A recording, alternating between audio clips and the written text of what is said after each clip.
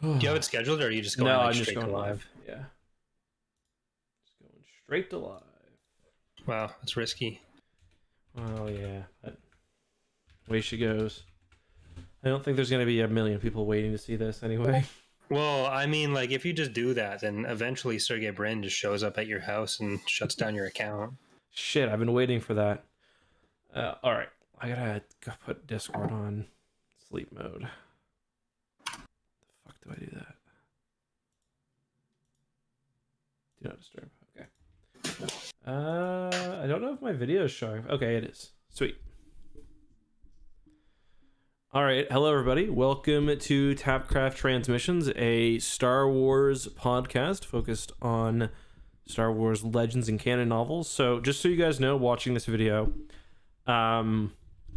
this is a recording for our podcast, so don't expect the same kind of chat interaction that you'd normally get on one of these live streams.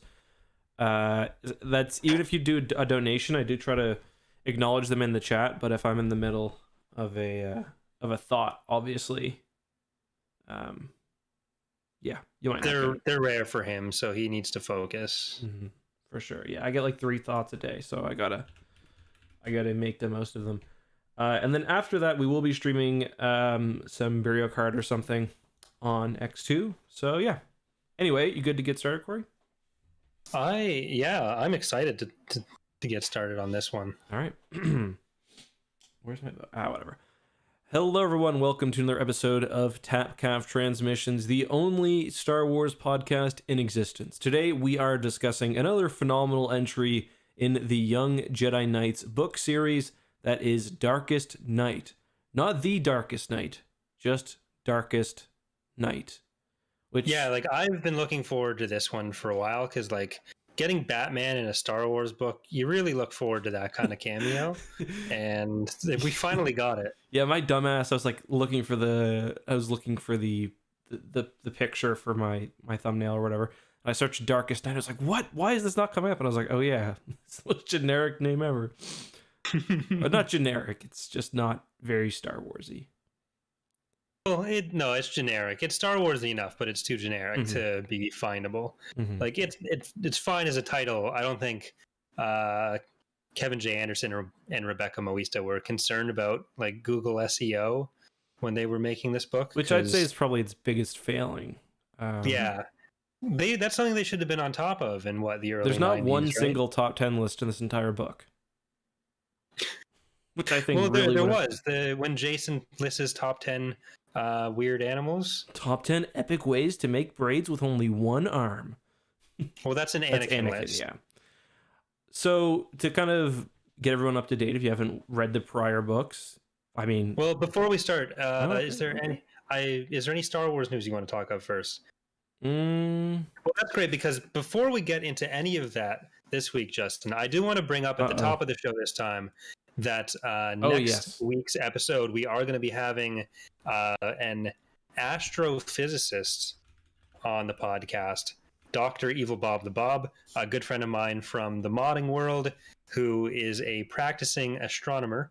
So we're going to be doing some discussion of science in Star Wars and kind of going over like what things would kind of look like if Star Wars were real or if certain situations happened for real. So if you have any questions or topics you'd like us to talk about next week on that show, that'll be next Thursday.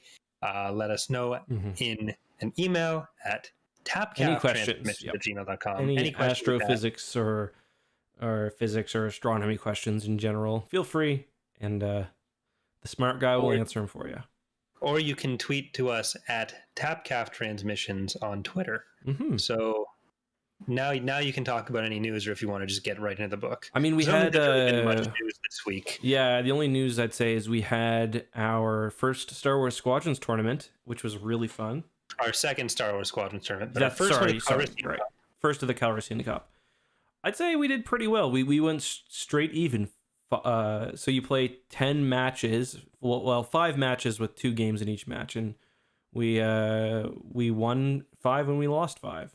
So. Yeah, we went 2-0 twice, 0-2 twice, and then 1-1 once. Which I think we kind of established ourselves as like solidly middle of the pack there, which for a team of essentially YouTubers and streamers, I was pleased with it. I was expecting much worse going in, and I feel like next time we'll probably be in even better shape because I will begrudgingly admit you are definitely our best player, and maybe not now with our new team member. Yeah, but so we can only go up from here. Alex is pretty damn good though too. But yeah.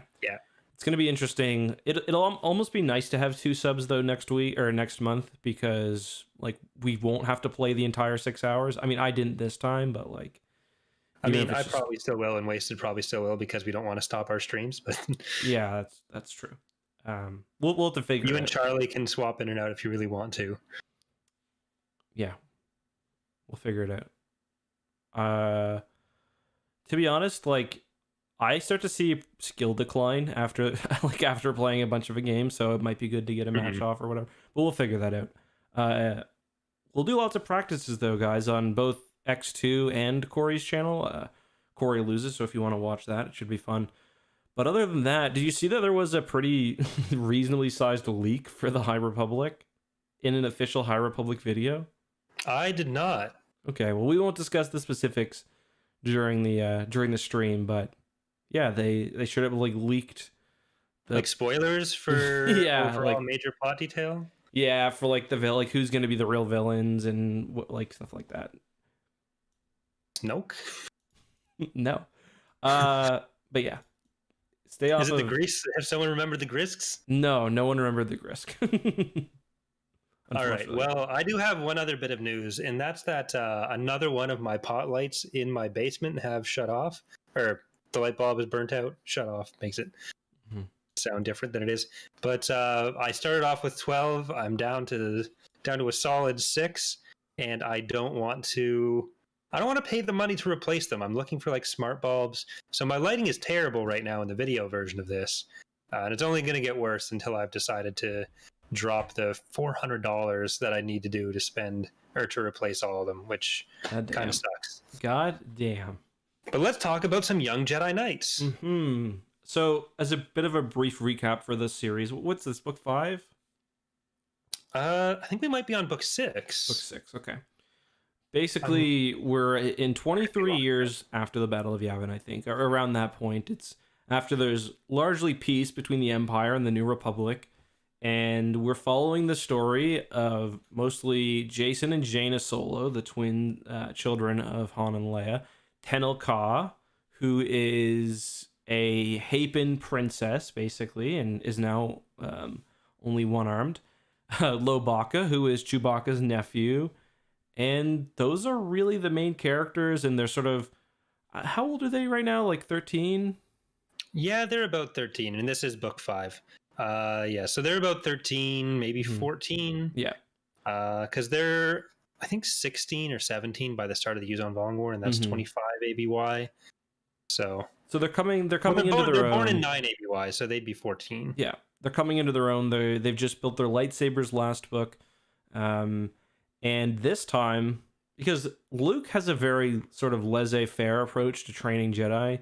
He's kind of like... That's one way to put he's a neglectful teacher. Yeah, he's like, do what you want.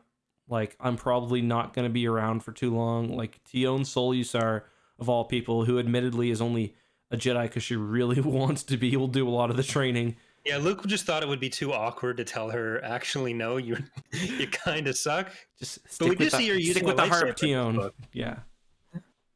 And we very rarely get to see Tion with a lightsaber going on. So is she Solusar by this point, by the way, or is she? I don't know if we have an explicit marriage time for them, but I think they might be married. Otherwise, it would be during NJO or between now and NJO, because there's not really anything that happens between now and NJO. No, there's a few years off that everyone has of mostly peace, which is nice for them, I guess. Yeah. So they're training at Luke's Praxeum on Yavin. And each book so far, each book has really been about one of the kind of main 4 characters, and it will swap back. This one was largely a Lobaka book because the kind of driving conflict is it's Lobaka's sisters, and there's like kind of like a Wookiee rite of passage, which a lot of Wookiees will do, but not all of them. Where it's her bar mitzvah. Yeah, exactly. Where they go into the underworld and well, do something. I don't know if it has to be specifically get vines from this one plant. I don't think so. Yeah, they have to do a KOTOR 2 fetch quest. Yeah. Fetch quest. Yeah. So in this book, of course, they go to Kashyyyk because Lobaka's sister needs help after her partner, who was meant to do it with her, disappears in the middle of the night.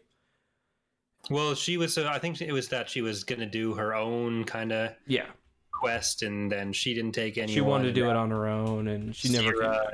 Is going to disappear, and it was going to be Lobaka's wife in the future. Yeah, Lobaka was pining for her. Yeah, so we lose out on a Loey love interest, and you won't get any action until the Kashyyyk, and that's like 20 years from now.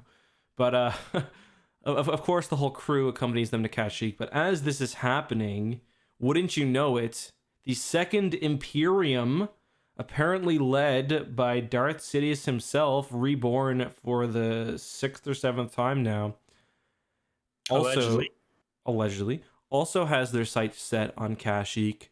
And specifically, Kashyyyk's like this big manufacturer of like computers. So the Empire, or the Second Imperium's plan, is to go in there, steal some computers, and then kind of mix into the New Republic fleet and be all secretive, and then launch some massive attack. Well, this is actually a pretty prescient book, or like this arc is pretty prescient about the Second Imperium as a villain, because it really goes into the dangers of deepfakes, which you didn't think they'd be covering in 1996. That's true. I think. That's true. But yeah, so this was 1996, and the Palpatine we have here, spoilers for I think next book. So I'm just going to jump ahead right now. You're about 25 years late if you haven't read this. We're already. Almost done the arc, so I think it is next book. So yeah, the Palpatine who is leading the Second Imperium here is actually just a collection of edited videos, essentially, in voice clips. Yeah. Used to fake Palpatine. So there's not even a person impersonating Palpatine. It's 4 royal guards that are pressing play on a MacBook in a giant pod. And this is enough to fool Brackis and everyone else involved in the Second Imperium. So there's even part of it where Brackis is like, well, he came back as a clone a few times, so it may as well, like, it's probably him, right? And I enjoyed that. To be fair, yeah, he's back a lot. So chances are he was around somewhere, and I can't hold it against Brackis for making that jump there. No, me neither. I mean, it makes sense, but it is kind of suspect that like the Emperor never shows himself, and he's like kind of in this pod, so it's like, oh my god, is he just a decrepit corpse or something? But I mean, they get the royal guards, they get the shuttle and everything, so it is fairly convincing. The strangest part of this book is not that, but the fact that like this small Second Imperium, which is like a space station which is run by like some random pilot who they picked up, and some teen who isn't the entire Second Imperium. No, it's just a big important chunk of it. So they have like a world out there somewhere. Yeah, because they do talk about a fleet, but the idea that it would be a threat to the New Republic at this point is kind of... There's some scale issues. It's like, oh, the Second Imperium is so much of a threat that like Kashyyyk is repurposing old-ass Y-Wings. Yeah, they have to... We didn't have time to build anything new. We have to just recommission all these old things. We only have 4,000 ships right now. So do you like the idea of Palpatine being back as an actual Palpatine, or is this kind of deep-faked Palpatine better? I mean, it could have been fun for a kid's book for Palpatine to be back. They did sort of the deep-fake thing with like the Thrawn duology a lot better, obviously. Yeah. But they're pretty silly books, so either way is kind of fine. It's kind of interesting that we get like the Thrawn trilogy and then the Dark Empire stuff as the two things that often get compared, but then you also have the fake return of Palpatine and the fake return of Thrawn. I never thought about that before. Last things that we get. Yeah, and they're within like 5 years as well, just like... Yeah. So... It's all very close together. Yeah. It's like we're smarter than this. Like poetry, it rhymes. Yeah. Although to be fair, the New Republic at this point doesn't believe Palpatine's back. No. Although Jaina, literally just Brackis. Yeah, it's just Brackis being like an absolute dumbass. But Jaina, Zek tells Jaina in this book that he's back, and she's like, "No, he's not, you fucking idiot." Yes, he is. I saw his robe. Because so it starts off with the A plot being like Loi's sister and doing all that, and then the B plot is kind of Zek at the Shadow Academy because he was captured last time. And he's been taken in as I think even 2 books ago, maybe. Yeah. So he's been undergoing his training, and so once they come together, though, you still need a B plot, and the B plot becomes Brackis is a dumbass. So it's literally just 5 different chapters where Brackis is getting visited by the fake Emperor Palpatine, skulking around. Made clear to anyone.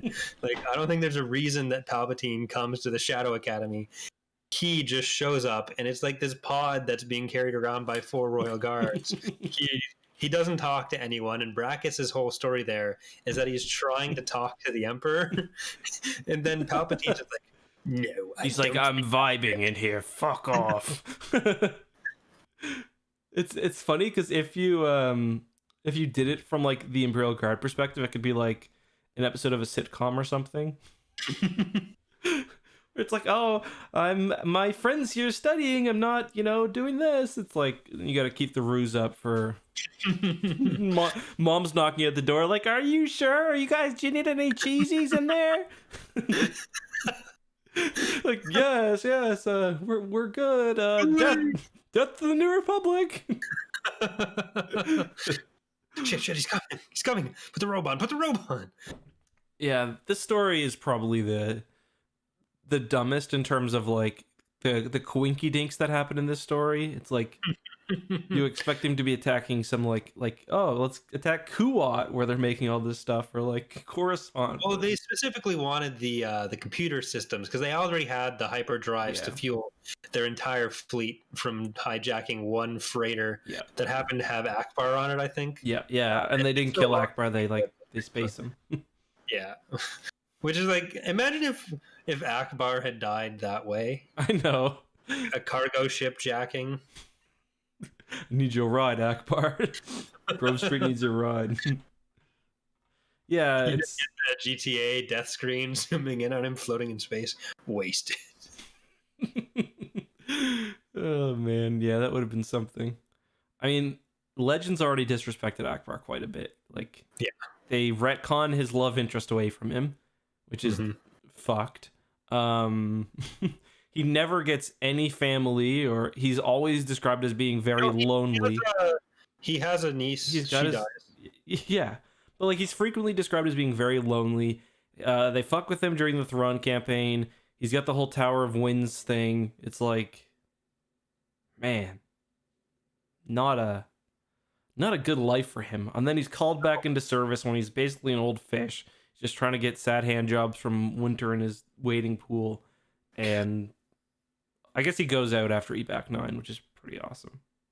Yeah, like he does some good stuff, but a good part of his plan in the NJO was like, have you considered training people before doing big engagements with them? And CN Saw was like, you fucking genius. We're in business, boys. His technique's like, maybe just trick the Yuuzhan Vong. And they're like, huh. But yeah, poor Akbar. We should do a whole video just a bit, or a whole discussion still about Akbar's unfortunate life in Legends, because he gets disrespected arguably with his death in canon, but in Legends it's just like, man, he died on a super big flagship in a scene where he wasn't really the main focus. Yeah, so exactly. I feel like you still have a lot of room to tell a lot of stories with him. Yeah, and plus he probably had a good life. Like, he was the same thing happened to Leia. It's just she survived. Yeah, and anyway, what were we I can't remember what we were talking about. Well, we were talking about how Brackis is a fucking dumbass. Is there anything else we want to talk about on that? It's just really funny how like everybody who joins the Second Imperium gets a very prominent role very early. Like they got like the street urchin kid from like Coruscant who's like one of the honor guard for Palpatine. Yeah, like these people they're all terrible. Yeah. Coral was gone forever, and just he lets them escape, doesn't he, in the last book? Because it's been a while. Yeah, Coral messed with the door. Yeah, right. Or at least when they were on the Shadow Academy, or when they were getting rescued by Luke. But yeah, when we start the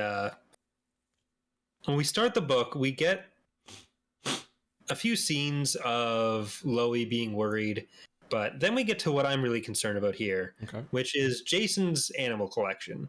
Yeah, and right.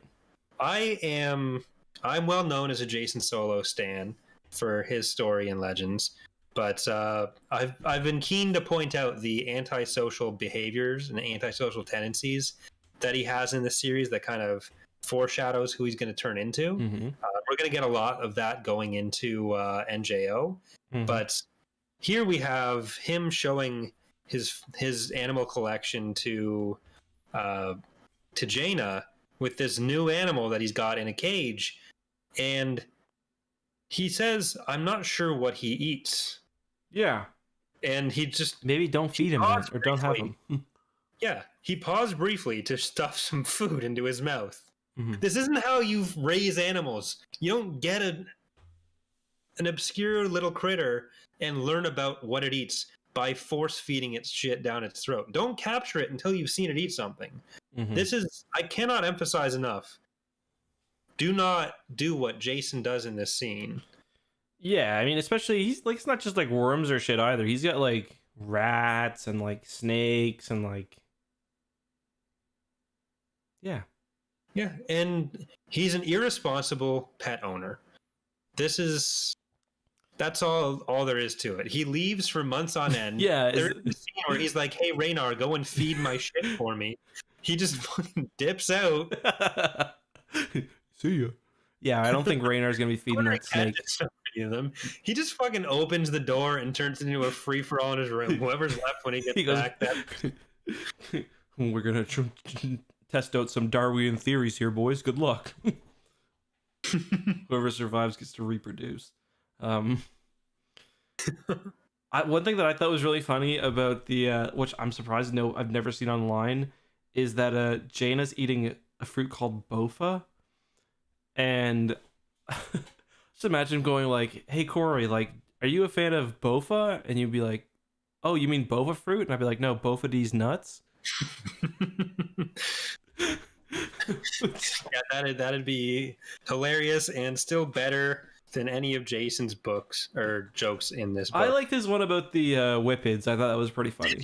I have that as a note in this. It's like, what is that? That's because they got big teeth. So I'm sure whippids can kiss each other. I don't know, but I think that's supposed to be the joke, though. Well, it shouldn't be so. It's racist, unclear. But it's real, like actually really racist. But yeah. So Jacen Solo, not a good person. Jacen Solo cracking like just a super racist joke and like a galactic community, and everyone's just like, "Wow, Jacen, that's fucked." Chief of State's son makes racist comment. Isn't there a Whipped Jedi at this point too, or like soon? Well, Kashyyyk is in the galaxy. He's still alive. Yeah.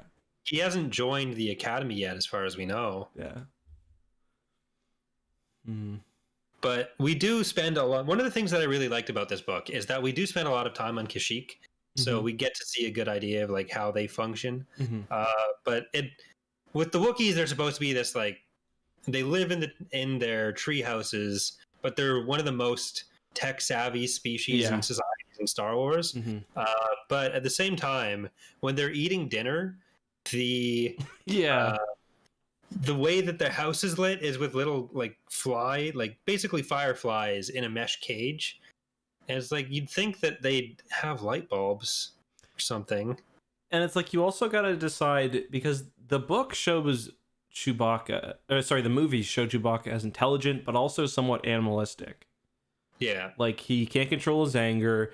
He can't help himself but try to eat that rotting carcass he finds on a branch. So, like, yeah. What did you think of? Because this Kashyyyk is different than KOTOR Kashyyyk, and it's also different than it's also pretty different, I would say, than Kashyyyk in the Thrawn trilogy, where that kind of has the treehouse vibe, but this is more like, yeah, there are like literal cities as well. Well, I think it's pretty consistent. Like it's the treehouse cities where they're all just interconnected, and it's all the branches, and you go on the walkways. I don't think it's that different. It's fair enough. Fair enough.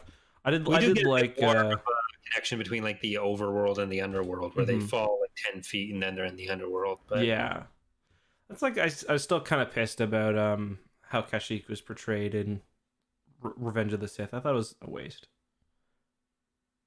So you wanted to get the actual fighting farther away from the beachhead?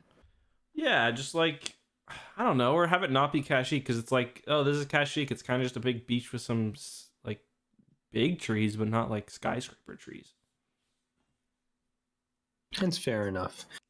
We do get some Wookiees in. So Lobaka and Sira's parents work at the computer factory thing.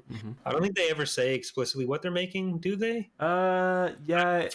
Not what the parents specifically are making, but they're like, this factory makes, I think they say like hyperdrive computers, and like it does list what they make, and then it also adds some other things as well. And the Shadow Academy wants these things, so they organize a raid on it. It's a factory that Loie and Sira's parents work at. Yeah. And Brackis and Tamith Kai, the leaders of the Shadow Academy, are also planning to use this raid to test Zek's loyalty, because Tamith Kai knows that Zek is, or that the Jedi brats are going to be there. And it's basically Team Rocket at this point. Let's be real. Yeah. And so we do get some scenes where the Wookiees are wearing their masks in the computer facility, which I thought was a funny image. Well, they also have like a hairnet on too. Was like Kashyyyk as a like high tech making computer stuff society? Was that something that the holiday special actually took from like Chewie being like repairing 3PO and all that, and they turned it into that? I feel like that. Well, that was before Chewie repaired 3PO though, because it came out after A New Hope. Yeah, but since he was always doing like the hyperdrive stuff. Yeah. Like, was that something that was established with Chewie's family in Holiday Special? Oh, so you mean? Yeah, it could have been. I'm not sure. And that's what got extrapolated into. Then how come Luke didn't wear as much eyeliner in the movies? That's a good point. How come there were no songs? How come it wasn't Leia singing Yub Nub at the end of Return of the Jedi? She was busy getting her hair braided by Anakin. Oh yeah, fair enough. I do like I'm pretty sure that like Kelsey, my wife, a person who has had two hands her entire life, could braid her hair with one hand. Like, it's not like a puzzle. It's just like, just do it with one hand. So you're saying that at the end of that video that Anakin sent, Tenel Kashyyyk just turned to Jacen and Jane and be like, "Your brother's an idiot. This kid is dumb." It's like, yeah, you solos and Skywalkers are the worst. Like, yeah, use one. Everything's about you. Yeah, his technique is like, okay, I've done some research. I've solved the puzzle. The way you braid your hair if you've lost an arm is to use one hand. Ladies and gentlemen, you're welcome. It's like, yep, it do be like that. Yeah. Well, in the assault, Jaina and so they kind of pair off with Jaina and Zek, where they're dealing with each other. But at one point, there's a one of the Night Sisters just falls. Yeah, Garrowin. Or no, it was Garrowin. Yeah, and just smashes her head on the tree on the way down. Yeah, and Jaina is like keeps replaying the scene in her mind, still not quite able to believe what had happened. She saw the Night Sister falling. So I think this is supposed to be the first time they've seen anyone die. Yeah, I was trying to think too whether they killed anybody else, but well, they absolutely did. They took part in massacring an entire nest of those bugs, was that in lightsabers? Oh No. Yeah, no, I think that was in lightsabers. And they don't seem to care about that, even though they're sentient. Like, yes, they were attacking them, but so were these Night Sisters. And like they just thought they thought that was fun. So yeah, I will say very antisocial tendencies from them. Yeah, the whole duel with Garrowen was really funny. Like, it was pretty much like comedy. Like, she's slipping on the floor, she's running out, she's throwing wrenches at them and stuff, and she literally runs out by like she's sliding on the floor and grabs the door like corner and spins around. And I just thought that was really funny. There's a lot of like comedic fight tropes that happen in this book, where when the Shadow Academy people are in the control room and the Wookiees are trying to get in, their solution to this is like, if we open the door, they're all just going to trip over each other. Yeah, and they basically massacre a bunch of Wookiees. Yeah, this book was a little dark. No, they definitely killed them. They killed some. Some were alive. I'm not sure if it was the pile that were dead. And the second Imperium was also like bombing residential. Yeah, so that is pretty dark. And Jacen also straight up kills a few TIE pilots as well. Yeah, like they blow up some stuff with the turbo laser towers. That's something that like Star Wars always does, though. Like, even in Rebels, it's like you can't kill. First of all, the hardest person to kill is an Imperial officer without a helmet on, because it's like clearly a human. And then it's also, the show usually doesn't kill stormtroopers. Sometimes it does. Often they'll be thrown off a ledge. You won't see the death. And then Callus kicks one off when they're hanging on, and he makes a comment. Yeah, that part was weird. That was because that's when he's still bad. He's like hanging onto his he's like, "Get off me, simp!" And he kicks him, and he. Or maybe that's just how he was like doing his part for the rebellion. Maybe he was already. Maybe he was already Fulcrum. It's possible. And then the easiest way and the no consequence way to kill someone in Star Wars is to shoot them while they're flying a TIE fighter, because like, even when he's still in his formative years, it's like in Rebels that happens all the time. Yeah. It's perfectly fine to do that. Yeah. But they do get some practice earlier when they're just kind of chilling on Kashyyyk. Running the Sims. Yeah, they were playing Star Wars Squadrons. And I didn't have it because we were originally going to do this book in late October, I think. Yeah. So I read it then, but then we ended up taking our time off. Then I was rereading it now, so I still have all my notes from that time, and I had some stuff about that. But like, our graphics now are much better than their graphics in the future. Like, Star Wars computer tech is terrible. I still think one of my favorite simulator scenes is that one from Alphabet Squadron, where they're doing the attack on the second Death Star, and one of them, I can't remember who it is, basically breaks it by getting too many TIE fighters involved, and it's like, the simulator can't simulate this many ships, so it's like they give the fighters shit AI. Yeah. Oh, Alphabet Squadron. We only got 2 months before we're gonna... I know. I didn't realize that the third was coming out in March. I think it's like March 2nd or something. It's crazy. Pretty not even 2 months, a month and a half. Gotta get an early copy of that. That's my dream. I will put in a good word, and I think I'm also going to do a re-listen of the first two, I think. Yeah, I was thinking about rereading the other ones, but they're so long. Like, I love them, but they're very long books. They are long, yeah. And I'm still trying to work my way through the End Stages Legends reread. So I've got like 4 NJO books left, and I've got to. Are you moving right into Legacy? Yeah, well, I'm going to do Dark Nest. Yeah. So I'm going to do Dark Nest and Legacy. Then I'm going to do the Crucible and Cross Current and Riptide. Then I'm going to do Fate of the Jedi, and like, I'm going to read it all chronologically. Millennium Falcon, Crucible, all that stuff. Right. I got through Crucible during my last big read through, and I just didn't finish it because it's so weird at the end. It's like Han gets force powers for a bit. Like, it's really weird. Because there's the 2 big brained aliens in it, remember? But But I can't remember the name of everyone from. Sorry, which is I'm coming up on the parts of Legends with all the squibs following around, and that's kind of the best part of everything. So yeah, we get lots of squib action. Yeah. They're pretty big in. I think they're even in they're all the way through Fate of the Jedi too, aren't they? Yeah, I think they show up as early as Dark Nest, or is it? I think so. Oh yeah, no, they totally do. Because remember that scene where they're like, the bugs got on the, they get on the, I think it's the Admiral Akbar. Like they're hidden in like the, statues or whatever. Remember that? I'm pretty sure that the squibs are the ones who sell the good guys the statues. Yeah. Also, I remember a scene from that where Han and Luke, I think, are captured by the Dark Nest, and they reason with them by saying, we're so famous that your best use of us is having us sign all this memorabilia. And that keeps them alive for a while, because like the hive mind's like, that is pretty epic. We could sell that for lots of credits.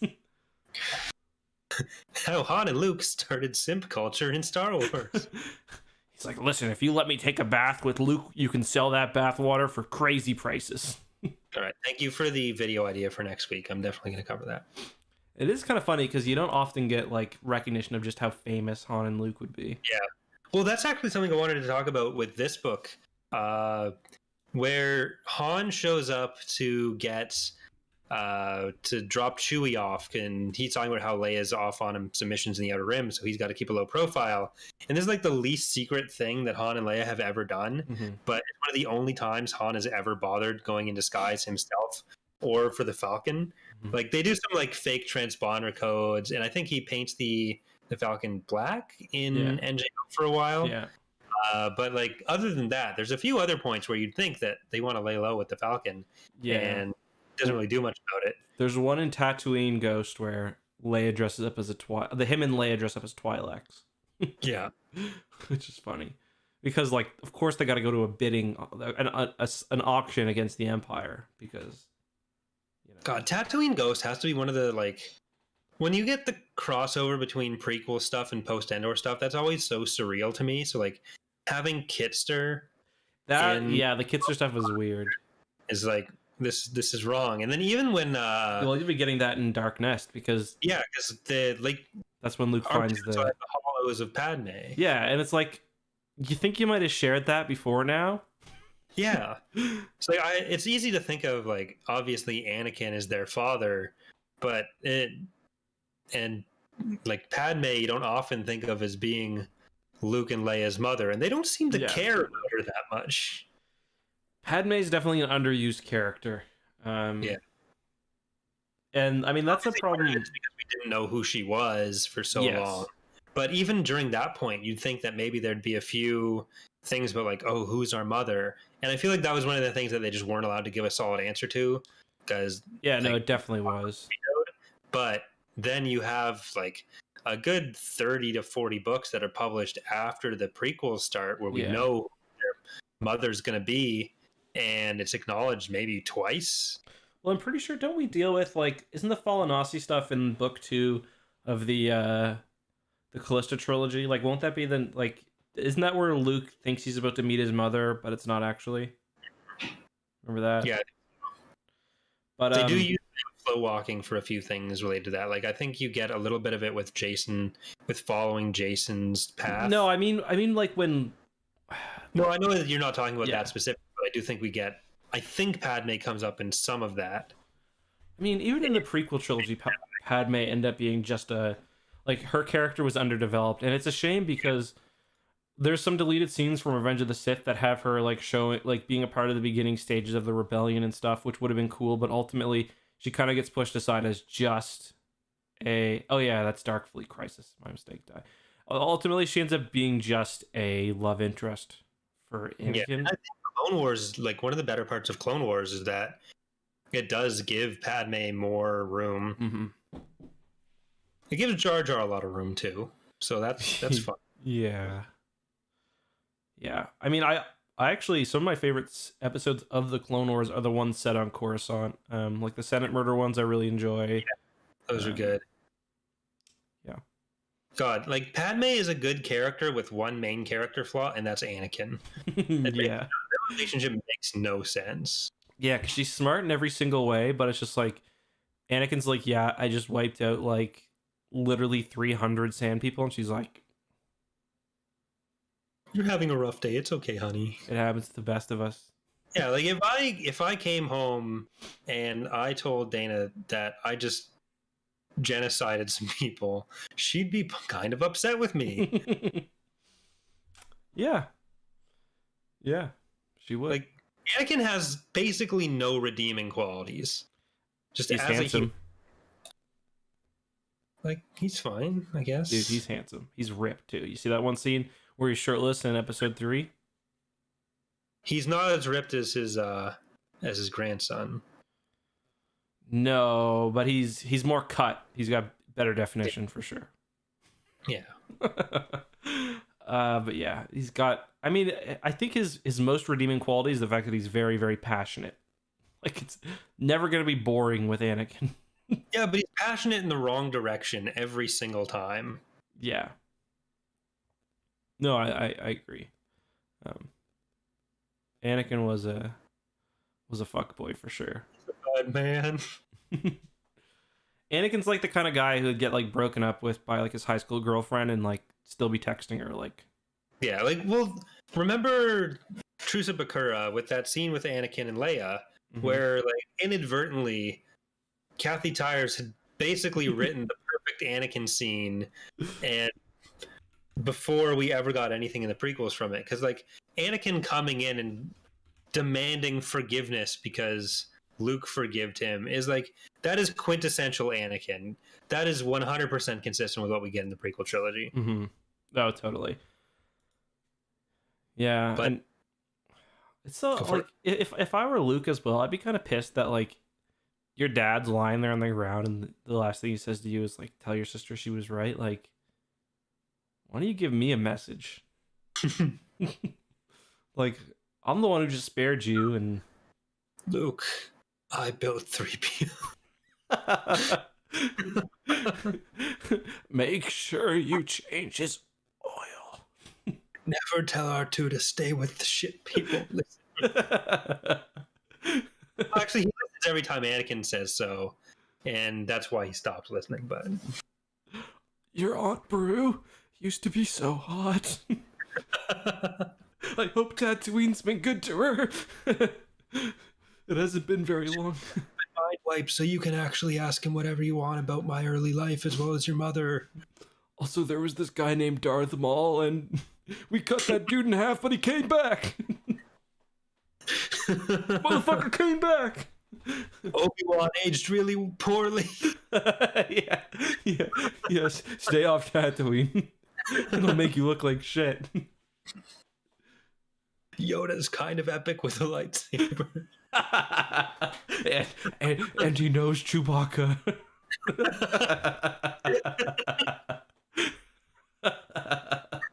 I've seen the Millennium Falcon take off before.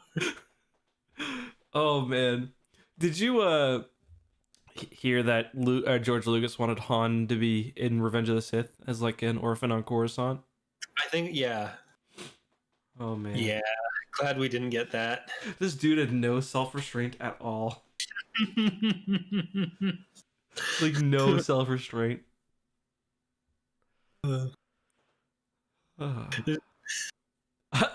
did see this funny video on Twitter, and it was like you could tell a lot about a person by what they make, and then it shows Anakin and then 3PO, and it's like a droid with severe anxiety. It's like in Trailer Park Boys, where it's like you could tell a lot about a person by how they treat animals. An hour and a half with Ricky, and that dog's on drugs. Well, we actually get a scene in this book where they go for the tour of the factory where Chewie got the parts to make MTD, and he finally becomes interested in the tour at that point. It's like he says he was surprised that it was entertaining. It's like it seems like it would be right up MTD. We just knock off 3PO's alley. So I don't know what he was expecting. Yeah, I mean, it's a droid factory. That's like, yeah, it's kind of weird. For a human, I feel like going on a I don't know, It'd be like going to like no, it'd be like going to like the house that your parents used to live in, and your dad would be like, "This is where your mother and I conceived you." I don't think my parents ever used that phrasing for pointing out their old houses. Well, to be fair, my first house was like the house I grew up in was not like a farm. The house I probably conceived in. What? Yeah. Did you live in like the middle of nowhere? Not a farm, but like wasn't it? That was our second house. Oh, okay. No, that makes it sound like we had two sound. Like I grew up initially for the first 9 years in a house in Chippewa, which is like a village outside Niagara Falls, which is also where James Cameron was from. Without the wax museums. Yeah. Well, one of my family members used to own the wax museum. Yeah. My dad's. So. My parents told me that I was conceived in Niagara Falls. Wow. So we're hometown buddies. I think that means we're probably related somehow. Somehow. Like some of the air got in. Like, I don't know. It's just like. What? I think that's why. Yeah, that's why we're friends. Probably. I haven't figured it out. I've got 2 kids. I'm still not exactly. I know a lot of people from Niagara Falls, and I don't like a lot of them. So I don't know if that theory checks out. Interesting. But do you have any further thoughts on the book that we stopped talking about 15 minutes ago? It was a good avenue to, I'd say, more fun conversations. It was a good book. I mean, all these books are really fun. Like, I'm sure you read this in like an hour. I read this in like an hour and a half. It's a pretty short book. Well, an hour would have been more time than I think I spent a good 25 minutes reading this book. Just crushing her. Well, it's one page per percent. And, one Kindle page as well, which is like which is nothing. Which is like 1/3 of a page. Yeah. So but for some reason I think it was saying it was like page 166 because the Kindle version that I have. I do have the real same one that we have that I have there. It's like a kind of a weird. It's a bit of a puzzle because it was clearly a scan of like a physical copy that tried to complete the words just based on what it recognized, and it was like so sometimes it'll think an O is a B, and it's like it really struggles with the Wookiee names. There's a very prominent character in the version we were reading called Ali, who shows up every time someone says "ah." Yeah, Ali. Yeah. It's the adventures of Jaina, Jacen, Tenelka, Lobaka, Muhammad Ali. Ali. I'm gonna go make a Wikipedia page on Ali. There are some other funny ones. Like I was reading it at first, and I was like, "Okay, this one's not that bad." And then I just got to the end of the first page, and it was just a fucking disaster. Like, oh man, Ali though, yeah, that's. I thought Ali was Loey. I just saw it, and I was like, "Okay, whatever." No, it's and then the tour droid turns into an orderly droid. Yeah. Hold on, I got my book in front of me. I'm just gonna see if I can find some examples because it is really funny.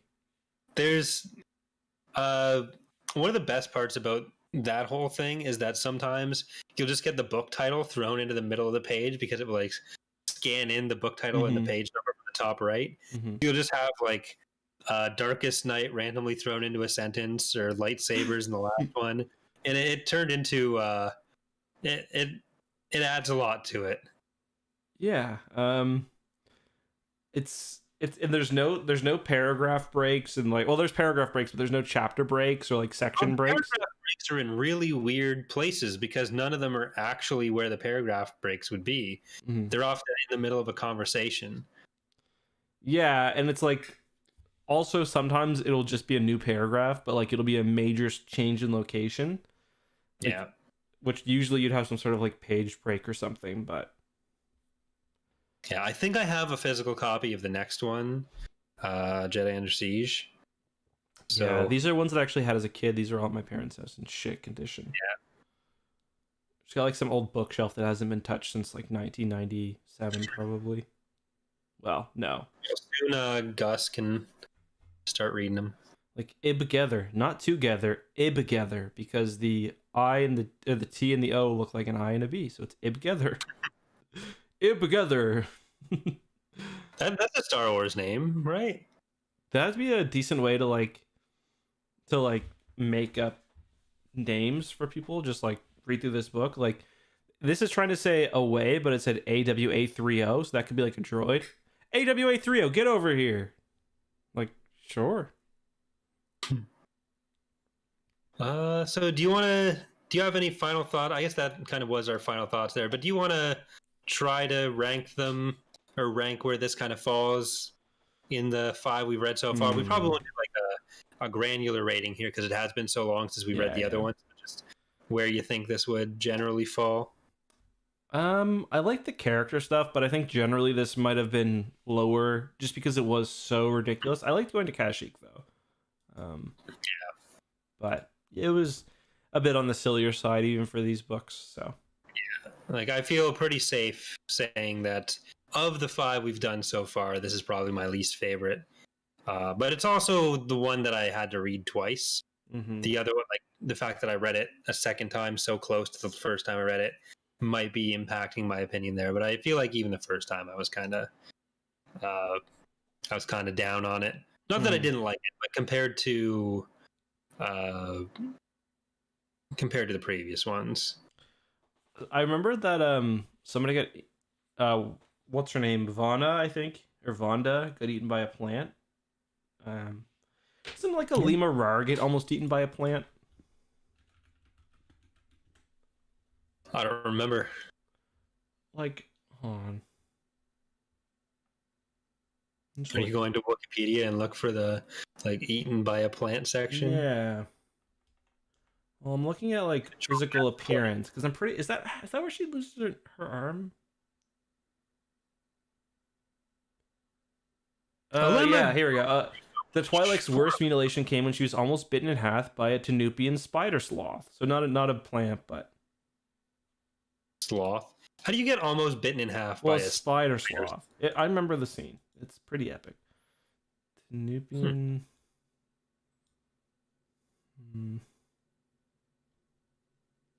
I can't find it. God. Alima Rar was just like one of those characters who just got fucking forced into every single book, and it drove me crazy for a while. Yeah. Like, she goes through way too much. Like, yes.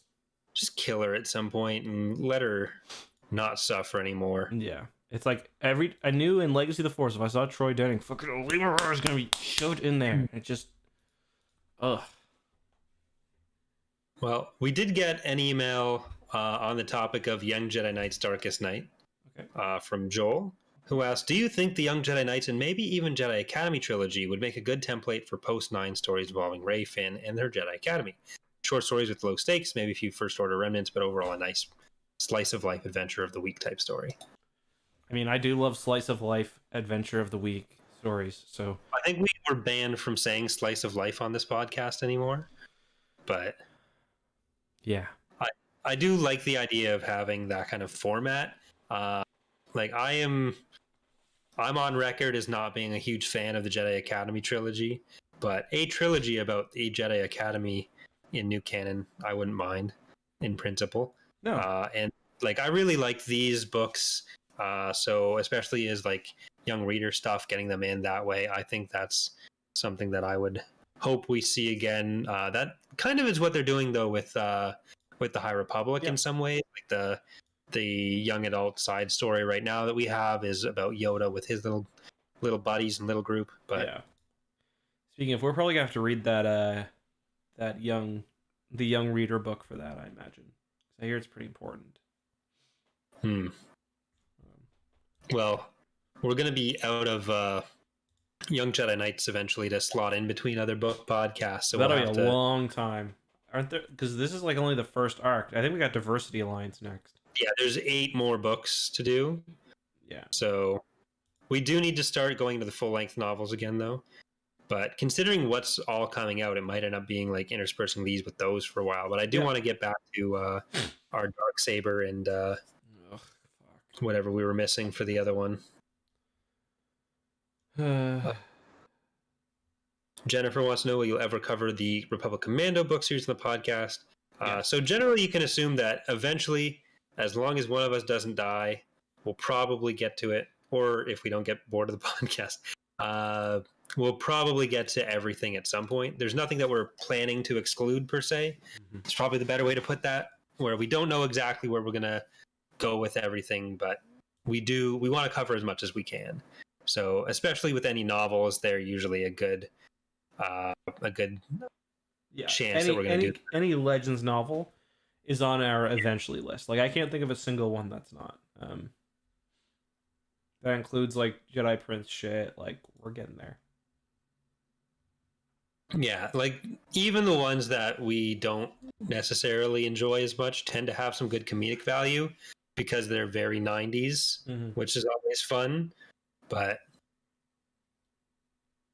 like, I think the way we're probably going to end up doing it is like we have the main novel episodes, and then we have every other week we have like a topical thing. But when we don't have those topics, we'll do one of these kind of shorter children's books or a comic book or something, because they're quick reads for us. Reading a novel every week would be a lot on top of everything else we do.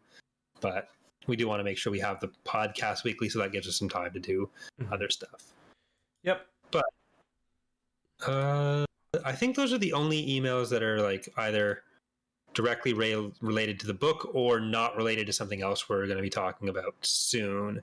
Because there were a few more High Republic questions, but we're probably going to have more High Republic stuff coming up. We did do an episode 2 weeks ago where we did just a straight Q&A. We got a might lot do that. done. Not all, but a lot.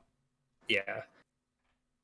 But yeah, I don't think we need to make this one longer than it has to be. So thanks everyone for tuning in. Again, just a reminder, next week we will have a real life scientist, an astrophysicist on the podcast.